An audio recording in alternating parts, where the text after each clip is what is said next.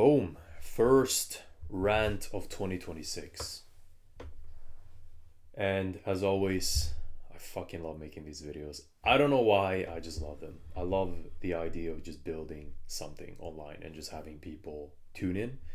So thank you guys for tuning in. But what I wanted to talk about today is, as you can see in the title, it's about seeing a lot of people. I see a lot of people, they fall into other people's judgment of things. So what I mean is when someone has an opinion of something, people have this like sheep-like mind where they just follow the herd.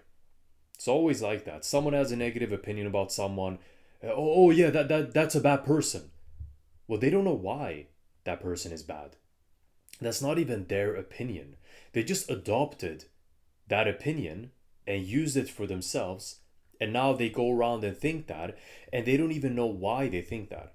Liberals are a prime example of this. Whenever they say, well, Trump is bad, or Andrew Tate is bad, or this is bad, and you ask them, why? Well, like, why do you have this opinion? You're okay to have that opinion. You're absolutely fine to have whatever opinion that you want to have. But you need to be able to stand on your opinions.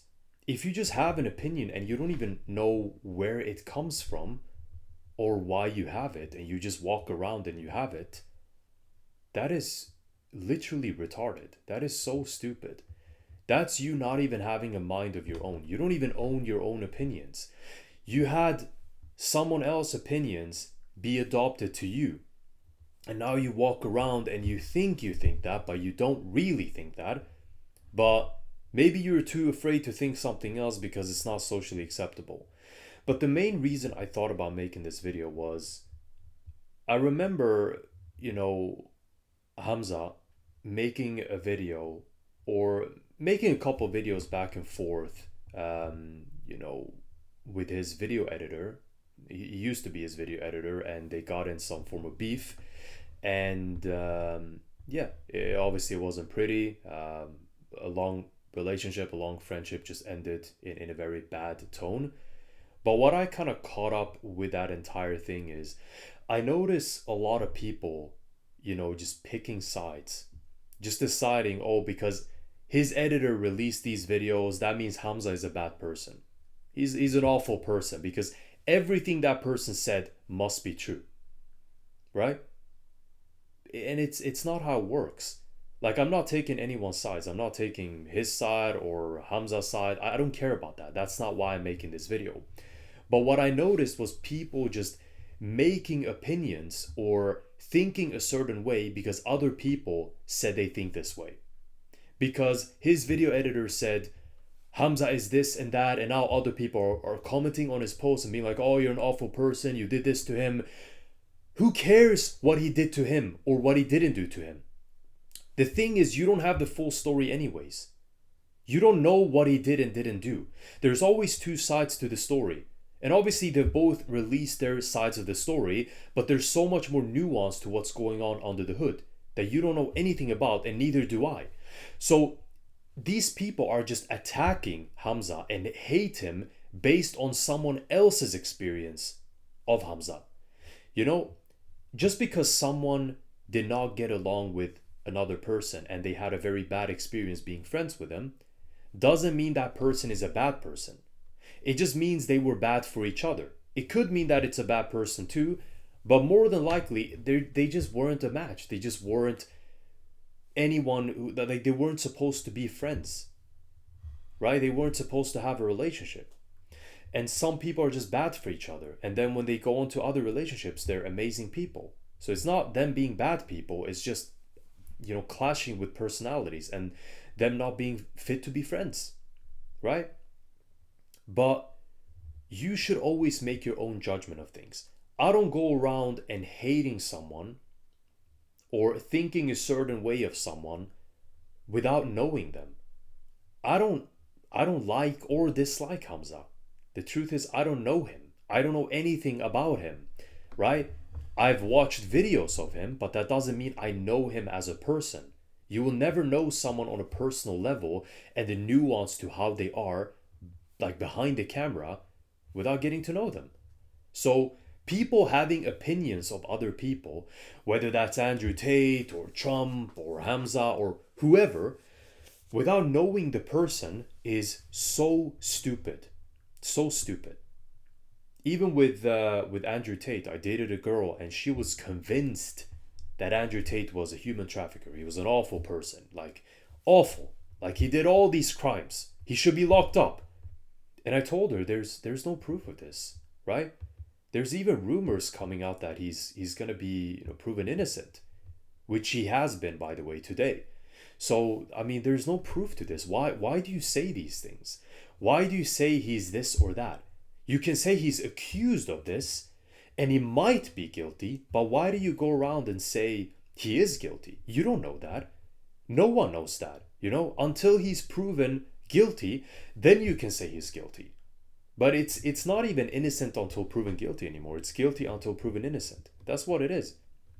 So for Andrew Tate specifically, you can have whatever opinion you have of him. You can think he's an awful person, you can dislike him or whatever, which again is pretty stupid if you don't know the person. But to sit and say this person is guilty without having all the proof on the table is retarded. And then again, it was proven that he wasn't guilty. So, I mean, she was wrong. But that wasn't her opinion. She just adopted that opinion because that was what was socially acceptable. And so many people just follow the herd. As soon as they hear something, oh, that guy did this to me, he's a bad person. Oh my God, he must be awful. Oh my God, let's comment on this post. Like, oh, you're such a bad person. You don't know that. You don't know that. You haven't had an experience with that person. So why do you make a judgment based on someone else's experience and opinion? That doesn't make any sense. Stop doing that.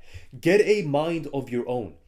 Have your own experiences, have your own opinions. Don't walk around life, you're living through someone else's experiences and opinions. Form your own experience in the world. Form your own experiences and opinions and perspectives and viewpoints and everything. That's what you need to do. But yeah, that's something that I've noticed with a lot of people. And I think this is like 99% of people. People are just fucking sheep. They just follow the herd all the time.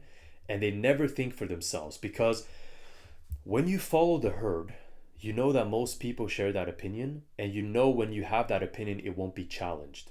But when you think for yourself and you realize, wait, my opinion differentiates from the herd. And now, if I voice this opinion, it will be challenged. And I don't want to be challenged. I don't want to be confronted with anything. I don't like confrontation. So they decide to have the common opinion because they know it won't be challenged and they'll be safe. But you need to have opinions that are based on truth, or at least what you believe to be the truth, right? And you need to stand on that.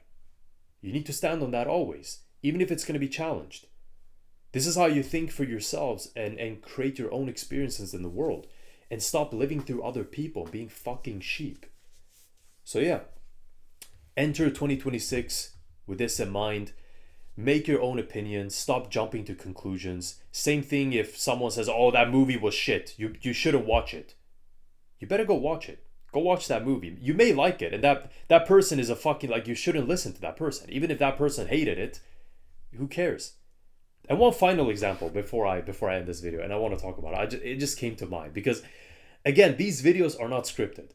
I'm not scripting these videos. So everything is just kind of, adding to my mind as I go. But I want to talk about this as well. So my sister, her ex used to, she recommended a restaurant once, or she didn't recommend it actually, but they were at the town square. They were walking, date night, whatever, having a drink out on a summer evening in Sweden. And I had talked about this restaurant for a while. This Cuban restaurant that I really, really wanted to go to because it looked so cozy from the outside. So when I looked in and I saw like the rural walls and like the Cuban theme and how cozy it looked in the evenings, I just really wanted to go there. But I hadn't taken the time to do so because I was always in my gym clothes, like walking to the gym and walking back. And so I hadn't really made the time.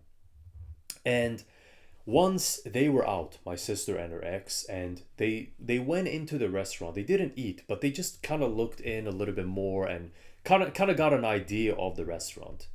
And then when they got home, her ex said, "Oh, this restaurant, you shouldn't go there. It looked so tacky. It looked so bad and boring and blah blah blah." And I was like, "Well, that's disappointing.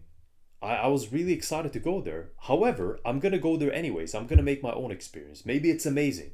Maybe she's just fucking talking out of her ass." So I went there with my sister and I loved it. It was amazing. It was fucking amazing. It was an amazing, amazing restaurant. Very authentic experience. It didn't even feel like we were in Sweden. It felt like a completely different theme and completely different restaurant from what you're used to in Sweden. Because everything in Sweden, all the restaurants, there is no culture behind them. It's just a restaurant. There is no authenticity or culture or any spirit and life behind it. It's just a food place. But this restaurant was very nice. The staff were very, they were Cuban themselves, so they had the accent, and it just really felt like, you were in Cuba or something. And it was a very authentic experience, great food, very different food from what I was used to eating. I had never eaten Cuban food before. So I loved it. One of my favorite restaurants I've ever been at. Like, not just for the food. The food wasn't like over the top. It was great, but it wasn't like insane. But it was just the overall experience, the service, the evening vibe, the rural walls. It didn't feel like a normal, restaurant. I hate these modern restaurants that are all fancy. I like the vibe of like old rural villages, just sitting and eating with it, like having an authentic experience. So I loved it. And that's another reason I thought of making this video, that it just came to mind. But yeah, that's it, guys. Like, make your own experiences, make your own opinions, and yeah, I'll see you next time. Cheers.